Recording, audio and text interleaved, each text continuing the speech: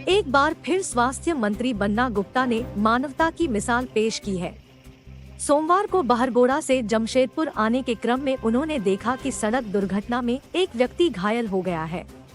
उन्होंने संवेदना का परिचय देते हुए अपना काफिला रुकवाया और स्वयं अपने हाथ से घायल व्यक्ति को अपने स्कॉट वाहन के जिप्सी के माध्यम से जमशेदपुर के एमजीएम अस्पताल भिजवाया। उन्होंने अपने सुरक्षाकर्मियों को भी साथ भेजा और वायरलेस पर इमरजेंसी अलर्ट करवाकर घायल को रवाना किया। इस बीच उन्होंने एमजीएम अधीक्षक को फोन पर सूचना देते हुए हर परिस्थिति के लिए तैयारी करने का निर्देश दिया। उपस्थित लोगों ने स्वास्थ्य मंत्री बन्ना गुप्ता के इस मानवीय संवेदना की खूब तारीफ की। लोग कह रहे थे कि जनप्रतिनिधि बन्ना गुप्ता जैसा संवेदनशील हो जाए तो जनता के समस्याओं का समाधान होता रहेगा। हालांकि अस्पताल पहुंचने से पूर्व ही घायल ने रास्ते में ही दम तोड़ दिया। मृतक की पहचान ओडिशा निवासी प्रवीर कुमार कर के रूप में हुई है। उनके परिजनों की उसकी सूचना दी गई है।